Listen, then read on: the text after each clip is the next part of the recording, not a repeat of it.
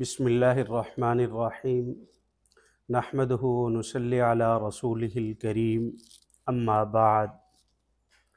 आज का हमारा जो मौजू है वो बहुत ही अहम और वो मौजू है जो हमारे रोज़मर्रा ज़िंदगी में बहुत ज़्यादा इस्तेमाल होते हैं। आज हमने आजिर और अजीर के मौजू पर कुछ गुफ्तगू करनी है। ये अरबी के अल्फाज हैं आजिर और अजीर। वैसे उर्दू में कहते हैं कि मालिक और उसके माताहत काम करने वाले जो अहबाब हैं उनको, जिसे मुलाजिम भी हम अपनी ज़बान में कहते हैं, अरबी में इनको आजिर और अजीर कहते हैं। इसी मुनासबत से एक लफ़्ज़ इस्तेमाल होता है इजारा। ये एक वसी लफ़्ज़ है इजारा का, और इसके वसी पैमाना पर मुख्तलिफ़ मानी ज़िक्र किए गए हैं। एक माना इसका ये भी ज़िक्र किया गया है कि जब एक मालिक के अर्ज़, ज़मीन का मालिक अपनी ज़मीन को किसी दूसरे को काश्तकारी के लिए एक मुआहदे पर देता है तो इस मुआहदे को भी इजारा अरबी में कहते हैं। और एक इसी तरीके से अगर अपनी कोई सवारी है, कार है, मोटरसाइकिल है या अपना घर है, वो किसी को किराए पर देता है तो इस मुआहदे को भी इजारा कहा जाता है। और इसी तरीके से मुतय्यन वक्त और मुतय्यन काम के लिए किसी शख्स को अपने यहाँ पाबंद करना, ये भी इजारा है। और शरीयत में जनाब रसूलुल्लाह सल्लल्लाहु अलैहि वसल्लम ने आज से 1450 साल कबल अजीर और इजारा यानी मालिक और उसके माताहत काम करने वाले अहबाब, इनके हुकूक और इनके फ़राइज़ मनसबी का तयन फरमाया है। ऐसा नहीं है कि इनके फ़राइज़ मनसबी का तयन ना हो। क्यों? इसलिए कि हदीस मुबारका में आता है, हदीस मुबारका में जनाब रसूलुल्लाह सल्लल्लाहु अलैहि वसल्लम ने फरमाया, इन्नल्लाह युहिब्बुल अब्दुल मोमिन, कि बेशक अल्लाह ताला उस मोमिन बंदे को पसंद करते हैं जो अपने पेशे से कमाता है, यानी अपनी कारीगरी से, अपनी मेहनत से जो कमाई करता है और उसको अल्लाह रब्बुल इज़्ज़त पसंद फरमाते हैं। और इसी तरह एक दूसरी हदीस मुबारका में है, रसूलुल्लाह सल्लल्लाहु अलैहि वसल्लम ने फरमाया, मा अकला अहदुकुम तामन क़त्तु खैरन मिन अमली यदिही। फरमाया कि जो कुछ भी तुम अपने हाथ से कमाई करते हो, इससे बेहतर खाना, इससे बेहतर कमाई कोई और कमाई नहीं हो सकती जो आप अपनी मेहनत से और अपने वक्त लगा के खून पसीना एक करके अपने हाथ से जो कमाई करते हैं, इससे बेहतर। फरमाया कि क़त्तु खैरन मिन अमली यदिही, कि इससे बेहतर कोई और अमल या कोई और कमाई नहीं हो सकती। इसी तरह एक दूसरी हदीस में आता है जिसको हदीस कुदसी कहा जाता है। हदीस कुदसी वो हदीस होती है कि जिसमें अल्लाह रब्बुल इज़्ज़त बज़ाते खुद फरमा रहा हो कि अल्लाह ताला ने यूँ फरमाया। एक में आता है कि रसूलुल्लाह सल्लल्लाहु अलैहि वसल्लम ने ऐसे फरमाया, और एक दूसरी हदीस होती है कि जिसमें आप सल्लल्लाहु अलैहि वसल्लम ने फरमाया कि अल्लाह ताला यूँ कहता है। इस हदीस को हदीस कुदसी कहा जाता है। रसूलुल्लाह सल्लल्लाहु अलैहि वसल्लम का फरमान है कि अल्लाह ताला फरमाता है कि 3 तरह के लोग कल क़यामत के दिन जब आएंगे तो मैं खुद उनसे निमटूंगा, यानी मैं खुद एक तरफ से मुद्दई बनकर उनके हिसाब व किताब का मामला मैं खुद करूंगा। एक पहले नंबर पर फरमाया कि दुनिया का ऐसा शख्स कि जो कस्में खाकर दूसरे को वादा दे, ज़बान दे, मुआहदा करे और फिर अपने वादे और ज़बान से मुकर जाए, कल क़यामत के दिन अल्लाह ताला ने फरमाया कि ऐसे शख्स से मैं खुद निमटूंगा। और दूसरे नंबर पर, ये हमारे यहाँ आम है, कसम देते हैं भाई मैं ज़रूर इंशाअल्लाह ताला अपने इस चीज़ की अदायगी करूँगा, मैं वादा कर रहा हूँ, फ़लाँ तारीख को कर दूँगा, कसम दे देता हूँ। और कई दफ़ा ऐसा होता है कि हम किसी दूसरे की किफ़ालत कर लेते हैं, ज़िम्मेदारी उठा लेते हैं और उस पर भी कसम उठा लेते हैं और फिर वादा खिलाफ़ी करते हैं, या अपनी वो ज़िम्मेदारी जो नहीं, वो ज़िम्मेदारी जिसका मुआहदा किया जाता है उसको नहीं निभा सकते। तो फरमाया कि ये वादा खिलाफ़ी करना है। इसी को एक दूसरे लफ्ज़ों में, क्योंकि ये जिद्दत का ज़माना है तो जिद्दत के ज़माना में हम आजकल किसी के साथ जब कोई मुआहदा करते हैं तो एक बयान हल्फी पर दस्तखत करते हैं।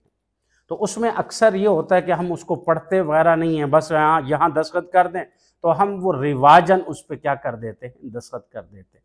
हालांकि उस तहरीर में लिखे हुए एक एक लफ्ज़ के जब दस्तखत कर देते हैं तो हम एक एक लफ्ज़ के पाबंद बन जाते हैं। अब उसके मुताबिक करना हमारे लिए ज़रूरी होता है। जब उसकी खिलाफ वर्जी करेंगे तो अब हम बददियानती करने वाले बन जाएंगे। तो दूसरे नंबर पर अल्लाह रब्बुल इज़्ज़त ने फरमाया कि ऐसा शख्स के जो किसी आज़ाद को बेच कर उसकी रकम खा जाए। पहले ज़माना में ग़ुलाम और आज़ाद का तसव्वुर था कि किसी आज़ाद शख्स को पकड़ा या किसी बच्चे को पकड़ा और कहा कि ये ग़ुलाम है और जाके मंडी में उसको बेच दिया और उसकी रकम खा गया। बाद में जब तहक़ीक़ हुई तो कहा कि ये शख्स तो आज़ाद है और आज़ाद की तो ख़रीदो फ़रोख्त नहीं हो सकती।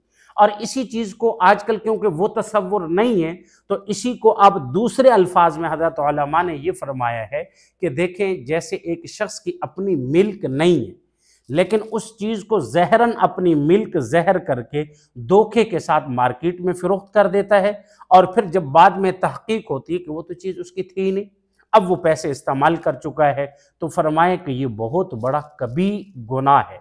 मिसाल के तौर पर हम एक प्लाट हमारा है नहीं, हमने उसको अपना ज़हर करके या उसके जाली कागज़ात बना के हमने उसको सेल कर दिया और जब उसकी तहक़ीक़ हुई या जब उसको शो हुआ तो दूसरा फरीक आ गया कि भाई ये तो हमारा है और ये हमारे अबो अजदाद से इसका विरासती इंतकाल चल रहा है, आपने इसको कैसे ख़रीद लिया है।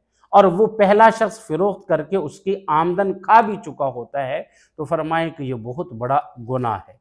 और तीसरे नंबर पर फरमाए कि अल्लाह ताला फरमाते हैं कि जो शख्स किसी मज़दूर को, किसी मुलाजिम को अपने पास उजरत पर रखे और उजरत पर रखने के बाद उससे मुकम्मल काम ले और काम लेने के बाद उसकी उजरत खा जाए, उसकी उजरत अदा ना करे, तो फरमाया अल्लाह ताला फरमाते हैं कि ऐसे शख्स से कल क़यामत के दिन मैं खुद निमटूंगा।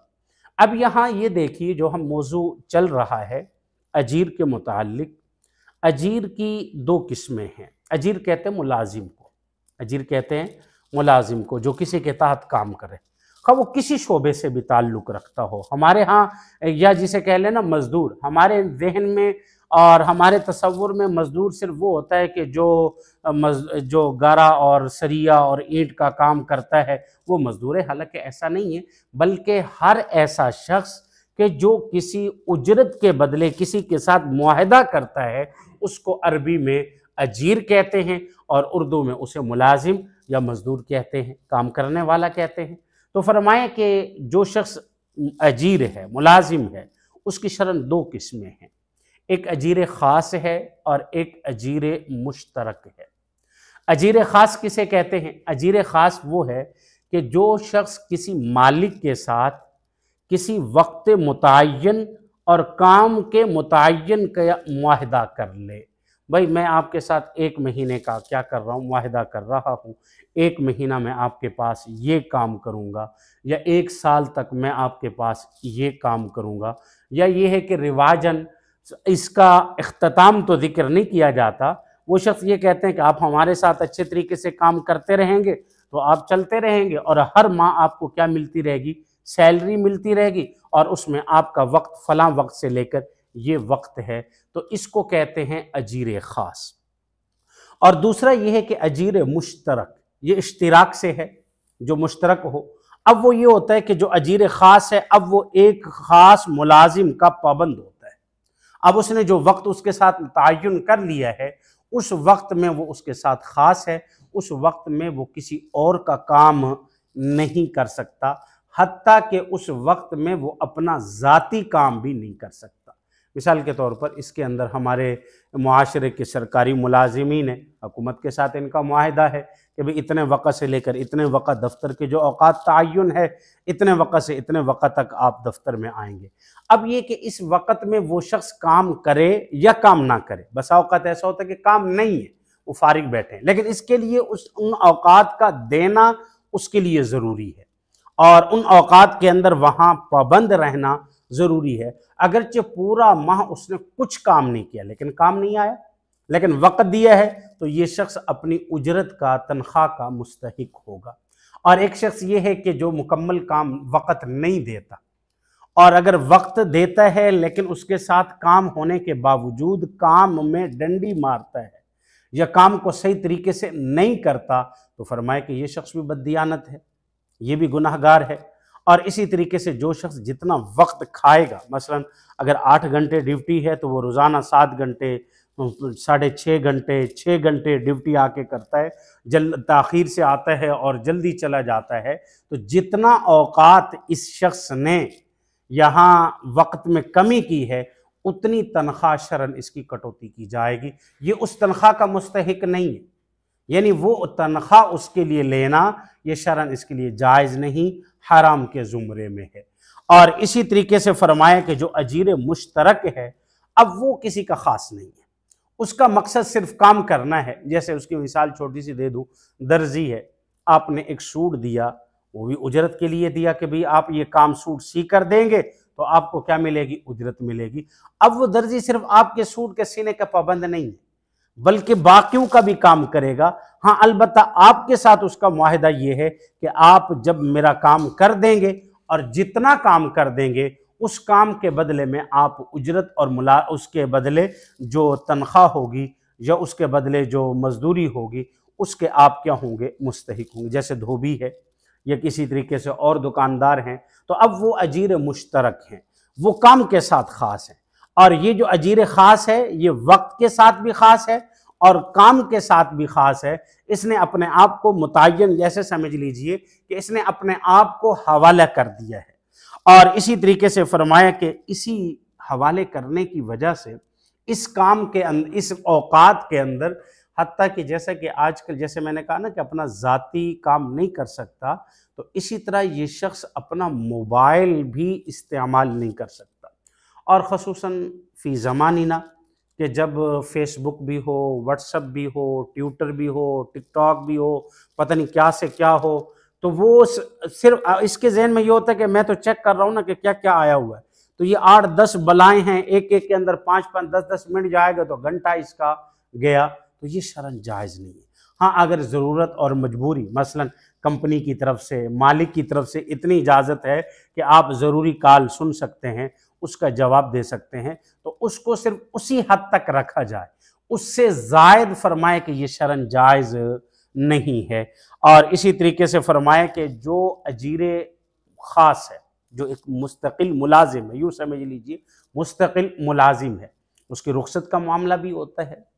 तो उसकी रुख्सत के मामले में ये है कि अगर वो इदारे या मालिक की इजाज़त से रुख्सत कर रहा है, तो अब जब साल का आखिर हो या मंथ का आखिर हो, उसमें जब उसकी उजरत का हिसाब किताब होगा तो उसमें जो रुख्सत है उसकी भी उजरत दी जाएगी, उसकी कटौती शरअन नहीं होगी। क्यों?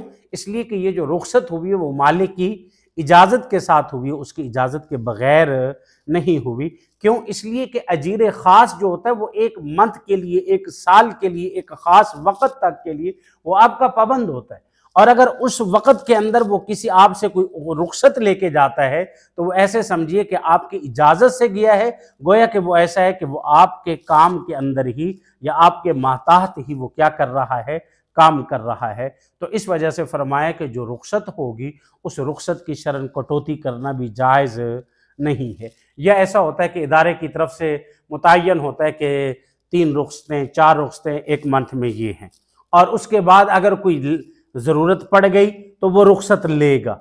अब अगर उसने जो मुतय्यन है वो रुख्सतें कर ली, उससे ऊपर अगर उसने छुट्टी करना चाहता है तो वो इदारे की इजाज़त है तो इसमें मुकम्मल तनख्वाह मिलेगी। और अगर इदारे की इजाज़त के बग़ैर, इतला दिए बग़ैर जितने दिन वो रहेगा तो अब उसकी कटौती होगी, उसकी तनख्वाह नहीं मिलेगी। अच्छा, उसमें बाज़ दफ़ा ऐसा होता है कि भाई वक़्त का तयन होता है कि इतने बजे आपने आना है और इतने बजे आपने वापस जाना है। अब उसमें ये होता है कि भाई अगर आप 1 घंटा लेट आए तो अब आपकी उसमें जो हाज़िरी होगी वो तसव्वुर ही नहीं होगी। अब तख़ीर आ गया, अब आप बैठे भी रहें तो कोई मसला नहीं है, आपका वो गैर हाज़िरी तसव्वुर होगी। ये शर्त और ये तरीका शरन जायज़ नहीं है। अलबत्ता इसमें जो शरई सूरत है वो यही है कि जितनी देर वो ताख़ीर से आया है उसका हिसाब किया जाए और बाकी जो वक़्त उसने दिया है उसकी उजरत और उसकी मजदूरी उसको देना ज़रूरी होगी। यानी उसका तरीका ये होगा कि 1 घंटा 2 घंटा ताख़ीर से आया है तो पूरे मंथ के घंटों को तकसीम किया जाए कि फ़ी घंटे की क्या उजरत बन रही है, तो उसके एतबार से अगर ये ताख़ीर से आया है तो उसकी कटौती हो सकती है। लेकिन ये शर्त लगा देना कि 1 घंटा ताख़ीर से आएंगे तो ठीक है, वगरना अगर इससे ज़्यादा ताख़ीर हुए तो अब हम आपकी हाज़िरी को तसव्वुर नहीं करेंगे, आप बैठे भी रहें काम भी कर रहे हैं तो इसमें कोई हर्ज नहीं। अच्छा, यहाँ एक मसला सबसे अहम ये है कि कई दफ़ा जब अजीर और मालिक आपस में एक जगह पर बैठ कर काम करते हैं या एक इदारे को चलाते हैं तो उसके अंदर नुकसानात भी होते हैं, उसके अंदर कई इस्तेमाल की चीज़ें टूट भी जाती हैं, तो उसका शरई क्या हुक्म है। देखिए, इसके अंदर पहले भी मैंने अमानत की सूरत में ये बयान किया था कि मालिक की जो जो चीज़ें उसके इस्तेमाल में होती हैं वो अमानत के ज़ुमरे में होती, कर्ज नहीं होती, वो अमानत होती हैं। और अमानत का हुक्म ये कि अगर अमानत बग़ैर ताअद्दी के हलाक हो जाए, बग़ैर ताअद्दी का मतलब ये कि इस इस्तेमाल करने वाले की अपनी उसमें कोई अमल दखल नहीं है, इसकी कोताही नहीं है, लापरवाही नहीं है, इसने अपनी तरफ से मुकम्मल एहतियात से और ज़िम्मेदारी के साथ इस्तेमाल की है, लेकिन इसके बावजूद नुकसान हो गया है, तो अब फरमाया कि इस सूरत में इस पर किसी किस्म की नुकसान की तलाफ़ी या नुकसान का तवान इस शख्स पर नहीं होगा। हाँ, अगर इसकी अपनी कोताही है, लापरवाही है, या यूँ समझ लीजिए कि इसने जानबूझकर वो नुकसान किया है, तो अब इस सूरत में ये शख्स उसकी क्या देगा, ज़मान देगा, उस नुकसान की तलाफ़ी करेगा।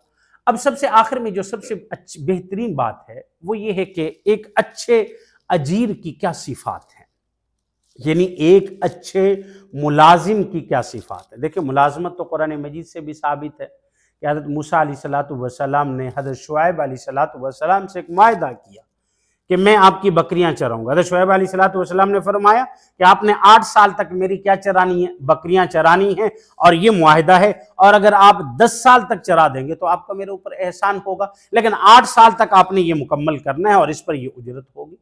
तो ये मुआहिदा है, तो ये मुलाजमत कुरान मजीद से भी साबित है। और फिर उसमें फरमाया कि जो सिफ़ात बयान की गई हैं एक बेहतरीन अजीर और बेहतरीन मुलाजिम की, सबसे पहली सिफत यह है कि मुलाजिम मेहनती हो और अपने काम के अंदर माहिर के साथ साथ बददियानत ना हो।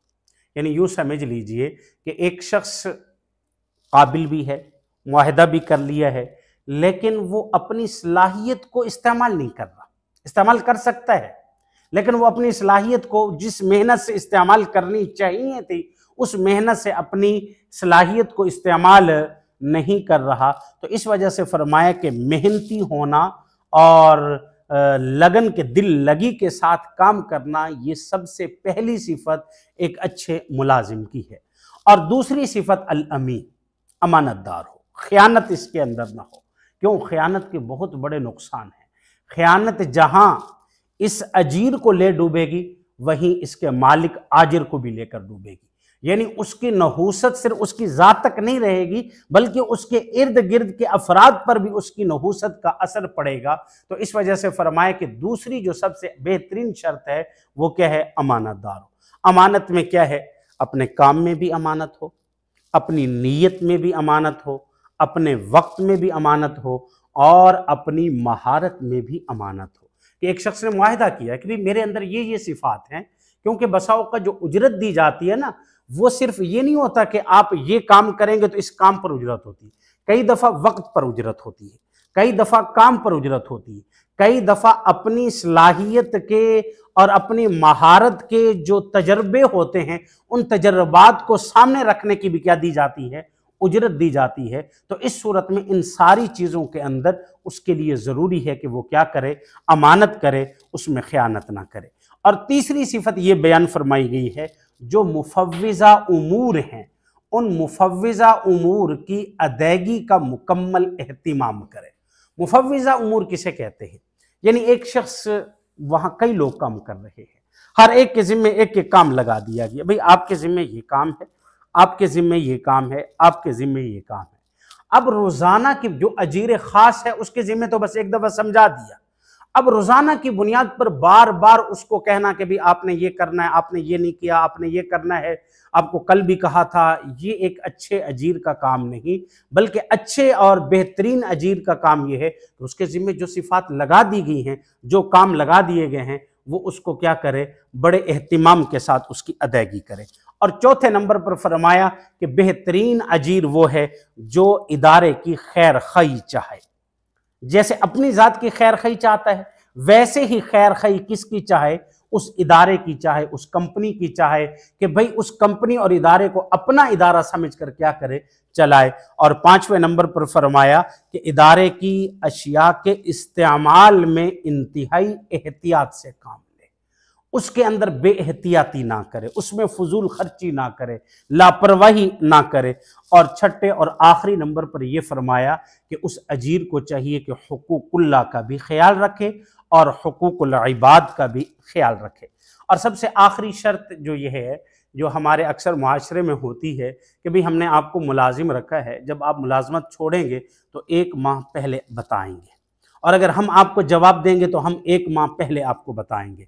अगर आपने 1 माह पहले नहीं बताया, एन मौके पे आप छोड़ेंगे, तो उस माह की सैलरी आपको नहीं मिलेगी। तो इस सूरत में ये जो शराइत है, ये शरअन जायज़ नहीं।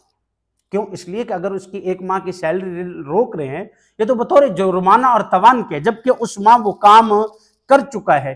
हाँ, अखलाकन ये है कि उनको कहा जाए कि भी मैं छोड़ना चाहता हूँ, आप अपना अगर बंदोबस्त करना चाहें तो कर सकते हैं, लेकिन जुर्माने के तौर पर उसकी तनख्वाह में कटौती करना या इसकी सज़ा देना कि आप ऐन मौके पे छोड़ के जा रहे हैं, तो ये शरन जायज़ नहीं है। ये चंद और अहम बातें थी जो एक मालिक और उसके मातहत काम करने वालों के दरमियान आम तौर पर हो जाती हैं।